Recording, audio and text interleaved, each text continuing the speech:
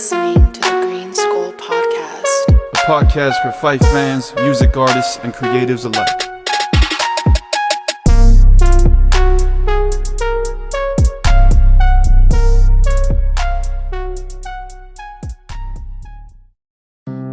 Hey, what's up, guys? Before we start the show, just wanted to give a huge shout out to our sponsors, Natural Selection, a brand that's not just about clothing, but a lifestyle. I'm thrilled to introduce the trendsetters of Coachella Valley streetwear, Natural Selection. Natural Selection is all about quality and uniqueness. Their designs are a fusion of street culture and the vibrant energy of the Coachella Valley.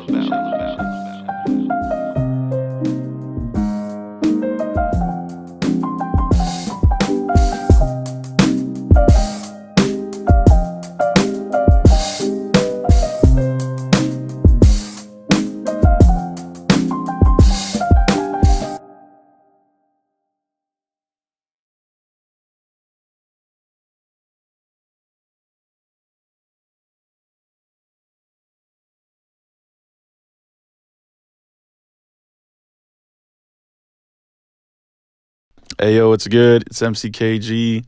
It's the GreenSkull podcast. Today we got the homie TEYEK. What's good, my people? How y'all doing? Thank you for having me. Thank Yes, you sir. for having me. Yes, sir. Dude, actually, before we get into it, you're my 50th episode. Hell yeah. You're the big 5-0, bro. Hell yeah. So we're going to do some big things, man. We're going to talk some big shit. You know, we're going to fucking let the people know what we're doing. Let the people know that don't know me, sort of like how I became to be who I am and things like that. You know what I'm saying? So Yes, sir. I think it'll be a fun one. And hearing that, hell yeah, we'll definitely do something special right now. Yeah, dude, like, to be honest, I didn't think that I would go farther than 30 just because after a while it got a little, like, weird. But, I mean, here we are at 50, you know? I think it's pretty sick. That's the one thing about it. I could say, like, even personally as an MC, and I just think as a person in general, just besides the MC and the creator aspect of it, like, I love talking about my story. Even though it ain't the dopest, like, I just love having someone that could be like, oh, shit, you went through that growing up, or you kind of grew up in this area, so I can see why you do talk the way you do, or you dress the way you do, or shit just coming to know me. People sort of realize, like, I am just a big conundrum and like a big melting pot of everything that I ever embraced growing up, from skating to hardcore shows to fucking video games and shit like that. Like, I just took it all into my grown man life instead of being ashamed of it as a kid, because one homie would say like, oh, shit wasn't cool or whatever. So nah, like, I just stopped being scared, and that's when you really got tight, and like, I just love telling my shit. Hell yeah. Damn. Well, let's get into that origin story. So let's start in the beginning when you started rapping. Officially, I could say I would always fuck around like with the homies on the block and shit, kicking a freestyle, but I always go back to this because it was what saved me. Like, I lost a good homie, and I could have either chose to go back to a life of like partying and feeling my pain and sorrow in that sort of way and how I coped, or my one random homie hit me up and was like, hey man, I got some beats. He was like, do you want to rap over them? And that was how the first Redemption Compassion EP came out. And it kind of just snowballed after that, because I heard myself on a track, and by no means were they any good. Like, I could formulate a song in what I thought. I didn't know how many bars any of the songs were and things like that. None of them had hooks. I was just spitting, but it was something I could view, and it took me back to like creating music in my heavy metal and hardcore days. Like, there was something concrete that I could go back to and get tired of and pick apart and want to formulate new songs and shit like that. So it all started with a big loss, and then I just sort of found out through doing it, it's my therapy. Getting tattoos was my therapy. Doing drugs was my therapy. Like, growing up, I had to find a better therapy as an adult, as a father, as someone that wanted to be here. So that's what people got, and they ended up, we're 9 years, almost 10 years of actually calling myself an MC and being an MC. Dang. There's been years where I haven't done like anything, where I wasn't doing shows. I want to say the first like 3 years, maybe like 2 years of doing the music, I just told the homie like, nah, this is strictly therapeutic. I just want to hit the studio. I just want to fucking get all this shit off my chest that I can't get off nowhere else. But then, like I'm saying, hearing me fall off a snare hit, or like me not necessarily hitting something the way I wanted to, it wanted me to get better with my pen. So like being an athlete at a certain point, I was never an athlete growing up, but when you put in the practice and you put in the hours, the sound and the tone in which people that do know me is what they get now, because it's how I know how to keep my breath. It's not I know how to keep my cadence and certain shit like that. And I'm always trying to push it, but it's still the beginning in a sense, because I've always been so lazy with it that now, even over the past year, like just getting back into the mix of things, really, like getting back into doing shows, getting back into like the craft of even writing, because for so long, within like the last year and a half, I just stopped. I didn't have any beats. I already wrote to that beat, not realizing like, nah, homie, go revise your shit. Like, you're not who you think you are. Like, you're cool, you're ill, but yeah, keep your sword sharp. And I let my sword get pretty dull for a minute, but slowly but surely, working with you, just being on stage with Mills and shit like that, like, it makes me want to do better. And that's the one thing about it, because I like the challenge aspect of it when it comes to MCs that I like, or that I'm on stage with and am able to share a stage with, because it's like, we're all athletes in the same game, and I'm not a basketball fan per se, but like, shit, when we all get on stage, it's like a fucking all-star game, and I want to be able to put up my points and help out and get my stats with everyone, where it's like, nah, you're holding your weight. And I'm just really appreciative of everyone around me that sort of keeps that to where I want to do good, and I'm not stagnant, or I'm not like happy being complacent with just being okay. I get you. Damn. So like, what's the timeline? Like, what age did you start up until you decided, all right, it's not just therapy, this is gonna be something that I actually want to like pursue and like get on stage and perfect my craft? 20. I'm trying, because as shitty as it is, it's a day. I always get it confused between the 15th and the 16th. Started around 2015, 2016. Made maybe 2-3 EPs in the time from 15, 16 to about 2018. And when I really wanted to start doing shows was about COVID time. That was when I was like, you know what? I feel like I have a set list that people want to come listen to. I'm not just having songs where I'm fucking spitting for 3 minutes, gassing myself out. Like, I had substance. I had a sandwich that I felt people would want to eat at that time. And my homie Warhead, shout out Warhead, he was doing some shit called the Inland Empire Artist Collective. And he was getting like stoner rock bands and like oldie bands and MCs and just like different artists around like the Inland Empire at the time where I originally came from, and just did free shows. Like, they started out in his backyard, and then we were doing them at like the VFW halls and things like that. Oh yeah. He would have vendors, like his mom and pops would work the door. It was just real family oriented and shit like that. And that was where I got my feet wet doing shows. And as I'm going off on this tangent, I gotta just go back to it. My first show ever was at the Bart Lounge. Okay. And I want to say, nice. I think like, you might have been on that show, because I want to say Omar booked it. It was one of the. It was a 7-6. Yeah. With Omar. And you might have been. I know we did a show before we really got more personable and shit like that. But nah, shout out Bart Lounge. That was where I really got my feet wet. Hell yeah. And that was what opened the door for me to want to do it, because I even go back to that set and I'm like, bro, you were playing some shit that no one wanted to hear. But I wanted to play it. I wanted to do a show, and that sort of gave me myself to realize, like, nah, you gotta come, like, make a song people are gonna want to fuck with. Like, everyone likes lyrical shit, which I was doing more at the time, just like I'm saying, not being on beat, not really understanding it, because I still don't. Like, I'm still a student in the game. Like, I barely learned how to count bars last year, if I'm being honest with people. Like, Damn. I was sitting there on my fingers, like, I get okay, you. boom, boom, boom, we're here.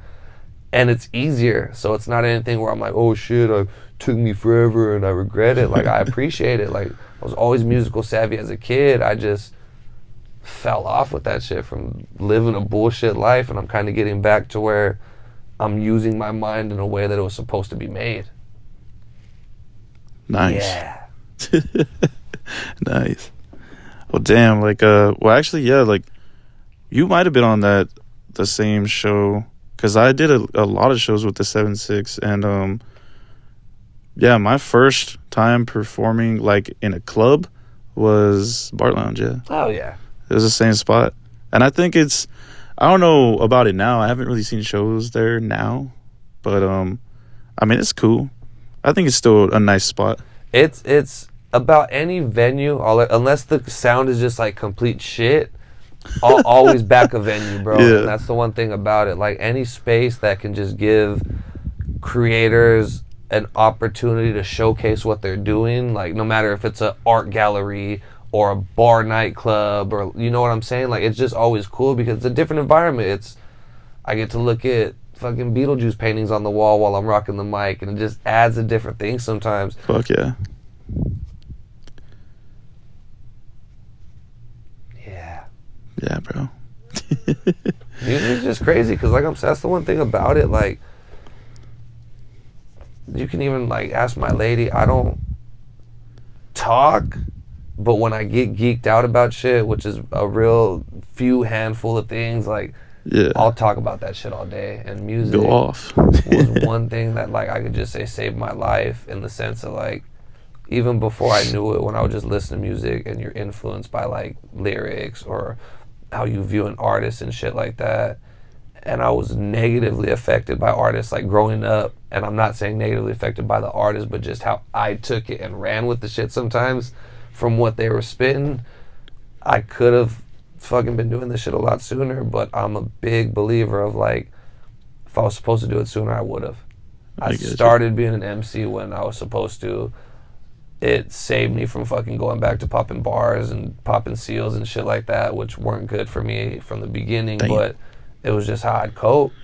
And now I write songs, and they've gone from being therapeutic in the sense that I'm getting stories out to being more therapeutic where, shit, I'm telling stories about being a young dad. Like, I was a dad at the age of 18, found out I had another son when he was like 3 years old. Like, my life's pretty fucked up when it comes to certain shit. So, like, I could play the oh, woe is me card and just have everyone try to feel bad for me. But I can, as cheesy as it sounds, because I know it sounds cheesy for fools that know me, but it's not in the same sense. Like, it's just who I am. If I can get it out in the song, then we're good. I don't sit there and dwell on the shit. I'm not going home, fucking opening the bottle and drinking that shit till it's done because I need to fade myself out now. Like, I enjoy living, and I can thank those shitty songs that I wrote that really meant something to me in the beginning to get me to where I'm at now, to where, shit, even the few people that do know me, they're, hey man, when you gonna drop something? Because I haven't dropped in a year. So, like, it's just cool to have people, like, finally having a little buzz of it again, and being able to sample some new material, little features and shit like that, which I've never really done. Like, Hell yeah. 2025, it's a whole different year, whole different mentality. And shout out the new job for doing that shit, man, because I was getting crazy, just stagnant, bro. Just, like I'm saying, I wasn't even writing. And I'm not hating, like, shout out the job that I had the last 5 years. They paid my bills and shit like that. They were helping my child support, so I'm not gonna knock them, but that place got me real just, I was just grimy, just didn't want to do shit, just eating at my own thoughts and shit like that again. And I'm finally letting those little demons out, and I'm finally just realizing and holding myself accountable to where it's like, let's not go back to that. Like, you know you're better when you're on this level and doing what you got to do over here. But it's just easy. It's just easy to fucking do wrong, as shitty as it sounds. I get what you're saying. So, like, what's next for TEYEK in 2025? Man, 2025, I'm going back to something that I did when I first started rapping, and that's TEYEK Tuesdays and TEYEK Thursdays. And that's me just dropping freestyles over like my favorite instrumentals, just giving people like freestyles. Like I love constructing a song. I love writing bars and formulating and making things work in that nature. But like if I'm picking and choosing, I love freestyling. Oh yeah. I don't have the courage that I used to, but like I'm saying, getting back into the studio and shit like that, I'll go hit an open mic and go spit some shit. But for so long, I would go hit a show, dog, and sign up for an open mic and make sure I got there early and like, all right, boom, here's my USB with one instrumental. Like, I'm gonna fucking rock this shit. Let's do this shit. But nah, like 2025, more shows, more music that people can hear and grab and hold on to and rock with. More visuals, because I'm a very... If people go to the fucking TEYEK's channel on YouTube, there's probably like... I haven't counted, but there's maybe like 10 music videos. And that's my favorite part of the whole creative process, is shooting a visual for something that I wrote lyrics to and making something that people can see. Yeah. Because learning in life, some people learn from hearing, some people learn visually. And I like giving people that don't necessarily grasp what a bar, what a certain double entendre might mean in a song, and I can just present a little visual for them to have some fun and rock with. Oh yeah. So yeah, just more 2025, more. I'm gonna be fucking shoving myself down people's throat, no diddy. We're just doing it, man. Like I'm gonna be annoying again. I'm gonna be knocking on doors and waiting for people to kind of answer so I can slip my foot in, and just more everything in my life right now that's positive. More love, more happiness, more fucking peace, which I've just been able to attain in the new year. Shout out my lady for holding it down. Like, I know people that don't understand that or don't grasp that, don't get it, but if you got a good one, hold her down the way she holds you down, because there's been times where I wanted to fucking crash out. Like today, I wanted to fucking crash out at work, and I get a text message that was a paragraph long, and I said, damn, I think I fucked up. She's probably yelling at me. And it was the most heartfelt shit I've ever read in my life. So I don't know why I went on that tangent, but you asked me what we're doing in 2025. More everything that I've ever considered to be beneficial for the human race. And that is even a piece of myself. So that's what I'm going to give y'all. Nice. Well, I know what TEYEK stands for because you've said it multiple times during your sets. But just for the viewers, like, what does TEYEK stand for? TEYEK, for me, when I first started, went back to graffiti and just having a 5 or 6 letter set moniker that had more meaning than just what it wrote out in general. And I really sat there and thought for the longest time, what would define me? And I'm fucking tall, so Lil T wasn't gonna work. Like Lil T. I probably have one of the widest names in the world, so Tommy McCravey wasn't gonna work. Like, you know, I didn't want to hear, oh, stepping on the mic, Tommy McCravey. Like, nah. So I always thought of what I was or what people sort of told me, and over my life, I've been told 2 things very much so. I've been told I'm mature, and I've been told I'm very immature. Sometimes by the same people. So I went into it and I said, that's like a little kid. And then I'm just playing with my mind. Well, what's a little kid? I'm not going to be kid. Like, you're not going to call MC Kid. And MC Kid. I sat on TEYEK, a little kid. Like, that's the original old school meaning of it. Oh, you little fucking TEYEK. Like, you little snot-nosed shit. Wanted to spell it different because TYKE didn't flow in my mind. It really didn't look good when I spelled it out like that. And then just sounding it out, TEYEK. I could have did TIEK, but something about TEYEK really drew itself to me. And I don't know if it's how merchandise sits, or even when I looked at the future possibility of merch, just like a T can flow with a K, and then you have the EYE in the middle, and you can do so much with that. Boom, we got the spelling of it, TEYEK. Shit's gotta mean something, dog. You can't just be a grown-ass kid. Boom, boom, boom, boom, boom. The endeavors you express, create. The endeavors you express, create. What am I doing? I'm telling a story. It's an endeavor. It's part of my journey. It's something that I'm doing. So why would I not be the endeavors that I express creatively? I just spelled creatively with the K because I'm fucking retarded. So here, we'll just do that. Bam. But it also stands for the third eye kid because I'm very conscious of what I rap about. I talk a certain way. I've tried to tone it down over the years just because I'm tired of people looking at me and me feeling like I just got to fight the world for how I talk. So I've just sort of become less ignorant in my dialect, but at the same time, I'm still me. I still hold it down the way that I do. I just don't put that into my music as much because I don't want, not necessarily the backlash, but just the unneeded drama that anything comes from, that someone can hear and be like, oh, what the hell? Like, if you don't know my story, I'm not going to ignorantly put it in your face, but I will let you know where I'm from. I will let you know how I came up. I will let you know things that were a very big reality in what I did. So the endeavors you express creatively. But I keep it a little toned down for the world. And I mean, there might be days where I just feel like I'm going to crash out and just, let me just snap on a song. But I still got to be conscious because as crazy as it is, there might be a kid out there that's going to hear it and be like, oh shit, this fool's the tightest artist I've ever heard.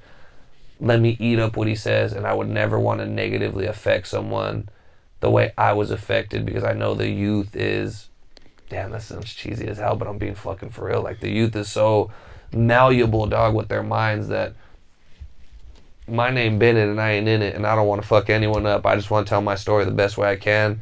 If that affects people in any sort of shape or form that isn't positive, I'm sorry. But it's just me letting you know like how I lived. I don't live that way anymore. I'm not about being on a grimy come up, but a lot of my life early on was a piece of shit, man. I was a real piece of shit.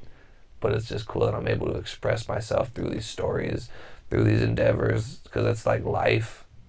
And that's what I really embody. Life's not just good. It's not just bad. It's not just happy. It's not just sad. It's everything. So that's what I write about. I don't just put myself as one thing. Like, oh, I'm a sad boy rapper. I'm a boom bap rapper. Like, I am just an MC, and I can fucking rap on any beat. Like, I can do the fucking thing. I love making music. I love making people feel good because I go back to times when I felt like shit with music, and for me, it was Wheezy back in high school. I was getting mixtape Wayne, like I was getting goated Wayne, Yeah. and it just made me feel good, bro. Like, and I just want to give people that with my endeavors that I created for the world. I just want to give them a little taste of something that shows you can do better. I think that's the ultimate like underlying shit with my music. Like, it's okay to fuck up, and I ultimately understand when like the big homies or like my uncles or certain people were talking to me like, dog, it's okay to fuck up. Don't have this regret. Like, live your life, do what you gotta do, but realize when you're wrong. Like, take accountability, nut up, and realize the party ain't gonna be forever. And it can, and that's where I take it with this life shit. Like, the party can be forever. I'm just not partying and killing myself the way that I was. I'm out here trying to celebrate this shit and have everybody know we can do it. That's just all right. And if you feel like you can do it, you can throw that shit on my back. I'll carry it. Yeah. I like Third Eye Kid. That's kind of hard. And I like TEYEK too, because like it has the whole acronym. It's just it's funny when I break it down, and I really appreciate you saying that because I think I not necessarily calmed down. I know I said it in earlier tracks, but like I would always say, boom, it's the endeavors you express, create. I would break it down on track. Yeah. But then after a while, I was just like, nah, man, like, just say TEYEK. If people know who you are, they know who you are. But I always do enjoy breaking it down where it's like,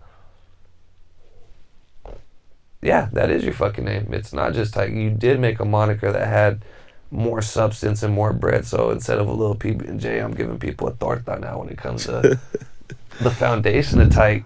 Fuck yeah. No, I like Third Eye Kid too because it sounds like you can have like an alter ego. You know what I'm saying?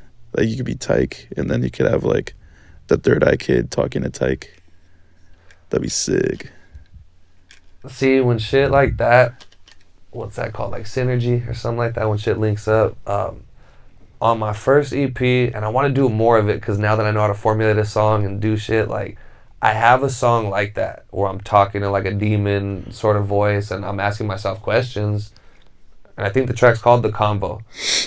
And it starts off and the voice is all chopped and I'm talking to myself like, oh, good morning, TEYEK. Like, you haven't come by to your sessions in a while. Like, what's going on? How do you feel? Boom, boom, boom. And this is when I was just real mad. So I don't know if I was talking about like pouring up. I was talking about like wanting to just fucking fight and shit like that. Like, this is when I was still developing my sound. So it was just real like angsty and pissed off and just real like from a real like angry place. But I want to do that now, and even that you said that is something I can do, because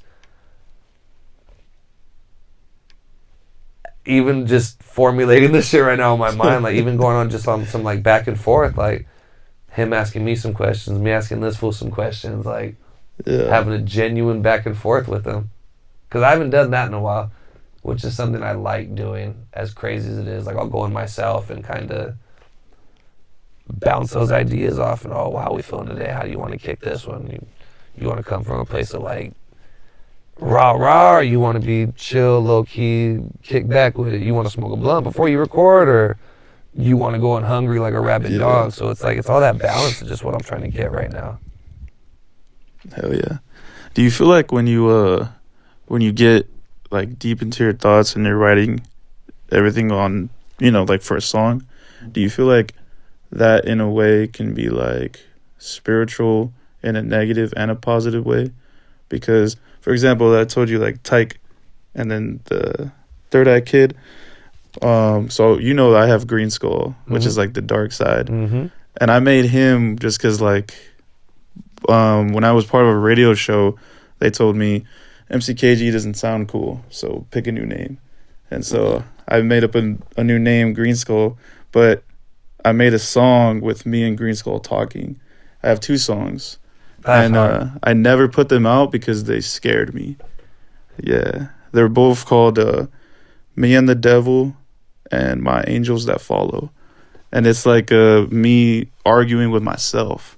And I thought it would be sick to like put it out, but then I started feeling like spiritually. Like, I'm not a really spiritual person, but then when shit started happening like around me, it freaked me out. So I was like, fuck that. I could definitely agree, and I'll even elaborate more on what I feel with what you're saying, because at the same time when I recorded The Convo, like I said, I noticed I was at a place of anger. So even that was my first EP, so I was trying not to party, but I was still buying pints. I was still buying 8 ounces of syrup, like from the homies that still had it. And that EP was very much so Norco and a little bit of Xanax and codeine driven. Like, it's a real grimy son of a bitch, that EP is. And I love it for the reasons in which I wrote it for, because it got all these demons out. But yeah, when you're having these deep conversations with yourself that the world doesn't necessarily hear, they can get pretty fucking dark. Because at the end of the day, like people say, we're our biggest cheerleaders and we are our own worst enemies. So sitting there and having these negative thoughts, even if it's just trying to get them out, like, it does fuck with your mental. Because after I wrote that song, and even the day or two where I was kind of sober, like just sitting back thinking about it, there's the last verse that the demon that and it like ultimately called him in how he made me feel, like the last verse of it. And when I was recording it, I'll say this, and this is the first time I've ever said it on a podcast or anything where people can hear it, like, it wasn't me. And for anyone that wants to go back and just take it to the last little questions that he's asking me, all those questions were freestyled. The first set that I wrote were written, so I was reading them off my page. I didn't have the third set yet. And the questions that I asked myself were like, they give me goosebumps now. And I really feel like in that moment, because I was so vulnerable and I was feeding into it a little bit more, I was more susceptible to something negative coming and sort of hitting me, and it tested me in that part of the song. And I don't ever want to go there again. If I have to, I have to, because I mean, shit, I'm always trying to get it out of here so I can have that balance. But that's another reason why when you brought it up, I've always wanted to do another one. And it don't gotta be those darker thoughts. Like, even if we still go deep, we can go deep but take it right and not go so far left as we did. But I do understand what you're saying, because my music is very emotion based, and I'm not religious by any means. I always say that, but I've always felt, as a little kid, I always felt, I don't know what I felt, but as a kid I felt, as a teenager, even when I was fucking numbing myself out with drugs, I've always felt. There's been situations that something has gotten me out of that I know wasn't myself. I know something bigger than me. So I know at the same point in energy and life, if there's something over here that's going to have me try and do good and keep me around, there's something over here that's going to want to fuck with me and be like, hey man, let's go party over here, come on. It's all just how you look at it and take that accountability to where you're like, fuck, either I can't talk about that shit no more, or I just got to fucking have it not eat me up. Shit. Yeah, no, I know what you mean, man. Damn. Because you got me thinking about shit like, I think some of the darkest times that I've had was during COVID. And that's when I composed those creepy ass songs. And in a pursuit to like purge those thoughts and purge that side of me, nah, it didn't work at all. Like, it actually made it worse. Like, and actually, I deleted those songs like a year later. Okay. Like, they're gone. They're hopefully off the face of the earth. Said ain't no one finding those ones. But it sucks now because I could still hear it because I made them. You made them. You know, like with the piano, I played all those chords and everything. So I can still hear it in my head. And while I listen to you go real deep and elaborate on your thoughts, I'm like, fuck, man. Like, I was thinking about that when you were saying that. Like, dang, I do have some dark shit. But I think it's also cool, like, you know, because you can always look back and look at what once was, and it's not anymore. It's little. I'm not. It's not Johnny Appleseed, because I know that term's more for like Rolling Stones and fools that were just out here doing the damn thing. But like, I'm just leaving little breadcrumbs, bro. Like, and that's how I look at it. I'm leaving little breadcrumbs on some Hansel and Gretel type stuff, or whoever they did that for. Like, someone will pick it up, and the first song you might ever hear from me might be some shit that I just hate, but it's out there for the world. Like, I'm never gonna delete stuff. I've just become more conscious of what I put out. So even with like, if I haven't felt this way in a long time, but I'm never gonna deny feeling dark, because people are like, TEYEK, what the fuck, dog? Like, you rap like this, but you're always happy. And it's like, I'm slowly but surely almost to the point where, well, not even a lot of my newer stuff, like it's happy. But then I go back to the feature we like I did with you, and it's dark as hell. I could have went darker, but like, I feel for what we needed to do, that was right up the alley. Yeah. And that's what I feel I'm more conscious of, where it's like, I probably would have tried to have been on some like Brother Lynch shit back in the day when you give me that beat, like, oh hell no, we're gonna talk about like murder. Yeah, we're gonna talk about ripping Talk about nuts some and shit. guts and butts and babies, and like, we're just gonna get it. But nah, that ain't me. It could have been, but it ain't. Well, since you brought up that song, we should talk about that. Jukebox Killer, right? Jukebox Killer, March 1st, and I don't even gotta watch them, but that's fucking that's coming up. Yeah, March 1st. It's coming up, and I appreciate you hopping on the track, because, dude, like, to be honest, I heard the beat, and I was like, fuck, I don't know what to say, you know, because, like, I was actually making that for you guys. Like, I thought of you and J-Dot, and I was like, maybe I'll just do some, like, producer shit where it's like, it's my beat, you guys rap on it, and then it's like some we just Dre share type, it. Chronic type Yeah, shit. like, No, I okay, feel you. maybe if they kill it or whatever.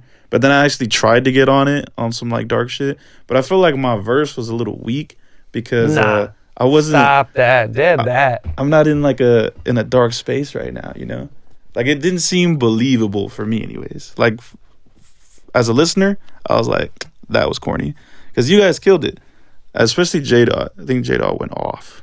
I'm gonna say this because I don't personally know Cuz, but my introduction into knowing him, like being able to hear that shit, Hell yeah. homie gassed it. He Homie did. fucking gassed it, and He did.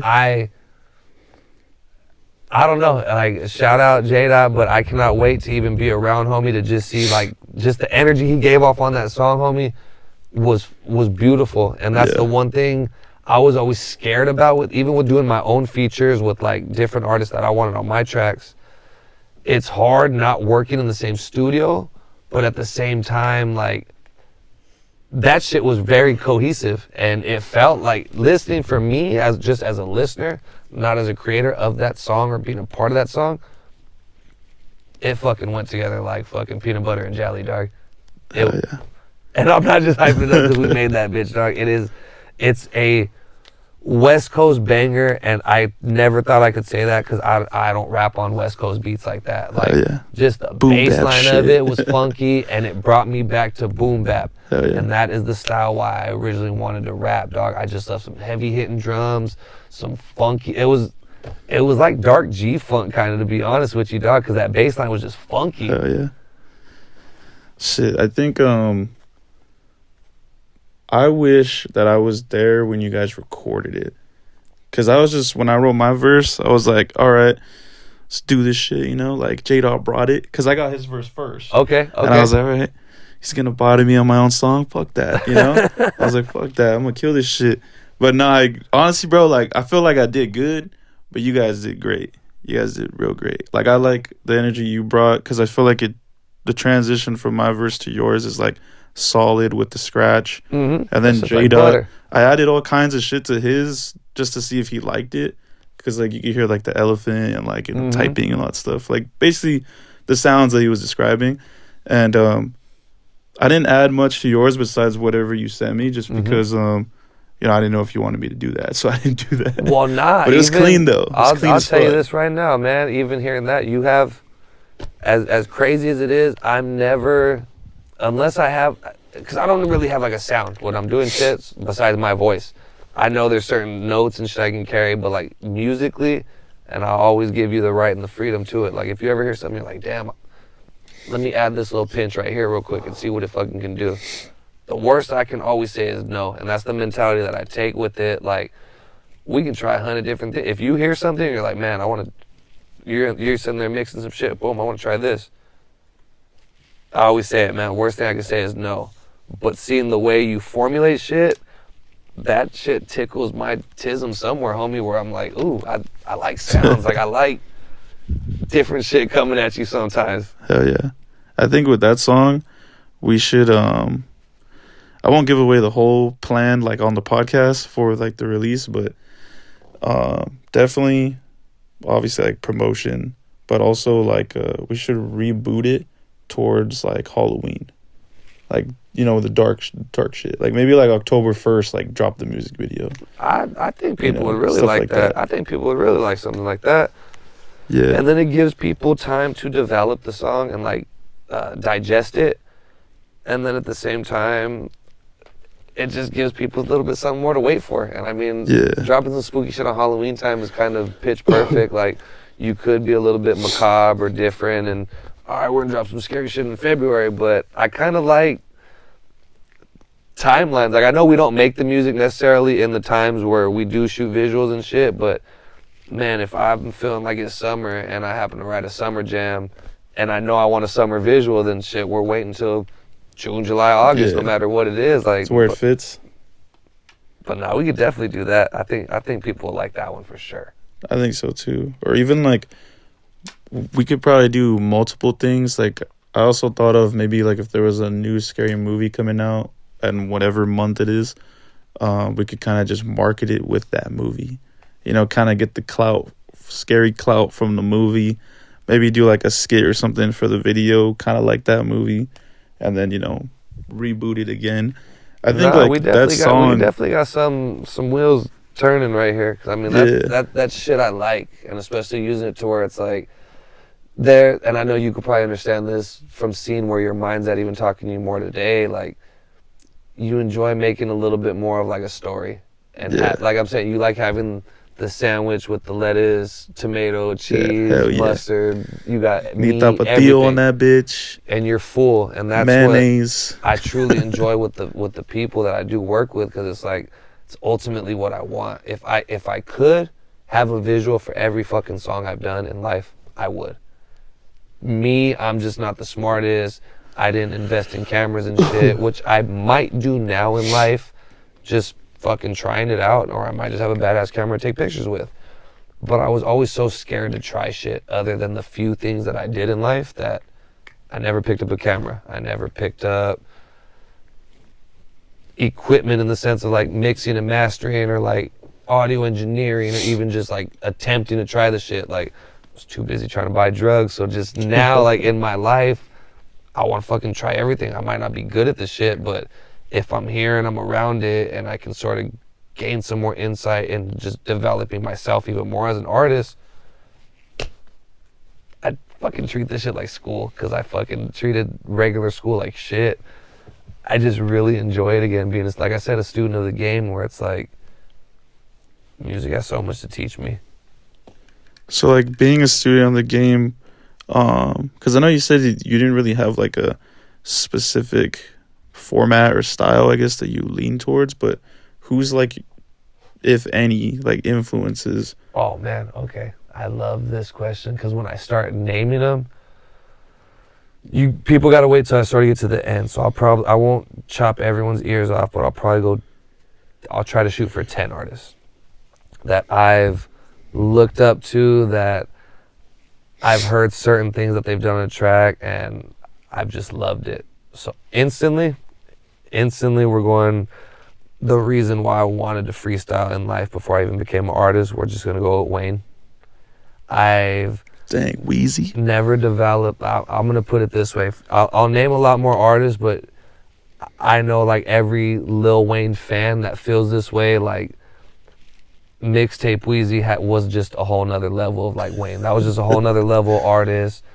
I did not know, or maybe I wasn't paying attention to artists at the time, but I never knew you could really just gas someone on their fucking Billboard #1 chart topping song and you just made the song sound more fire than the original. Like, that's just in my heart what he did.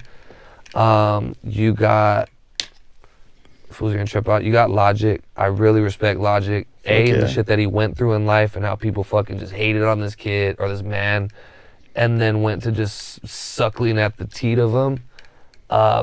His penmanship is probably the illest I've ever heard in my life. Big Crit. When I heard Big Crit, that was something that I can't say changed me, because I fell in love with Crit because he sounded like Pimp. You're gonna hear like the last end of them, I'm real Southern inspired. I love Southern artists. I love Southern hospitality. I love how welcoming they are in certain Southern states when it comes to people of color and just everything like that. I still know there's the bad parts and shit, just like there is everywhere, but a lot of who I am comes from me spending a summer in Texas, and I just fully ate all of that Southern hospitality. So we got Wayne, Logic, Crit, Pimp. I'm going Andre once again, just because this fool has gotten so much hate. This fool has gotten so much love. Penn, still one of the hardest in the games. I'm going Lil Kiki, because I was a big screwhead and things like that, and just his tone of voice was something that I fucking adore even to this day. Currency is another one where I remember him when he was spitting with Wayne and shit like that, and he was part of, like, he was original Young Money before he was really putting it out and shit. Currency's just always been it. I think I got 3 more, maybe 2, but I'll go 3. More recently, Larry June is someone that I've heard where I've just been like, man, Larry's hard. That motherfucker's just talking on the track, which takes me back to the last 2. Nip for sure. And I'm gonna end. See, the last one that came out, and I knew it was gonna come, is Mac. Mac. Growing up, I never considered myself a Mac head. Looking back and just realizing like how effort present this fool's always been, like that's someone I can say I genuinely miss that I never met. And that's someone that I feel told a lot of my story in his stories, because it's like, motherfucker was just so relatable, dog. Like, that's what I want to give to people. Every one of those artists that I've named, they've created a song, they've created some sort of media that I've picked up and just fell in love with. I've just respected them as people a little bit more, even though I don't know them, and I'm not holding them onto this plateau. But Mac for sure definitely holds a special place in my heart when it comes to shit. Like I'm saying, I'm Mexican native and Irish, but I know everyone that looks at me is like, oh man, you're white. That's fucking out of bat, that's what I get. I'm a no sabo kid, I don't speak Spanish, that's cool.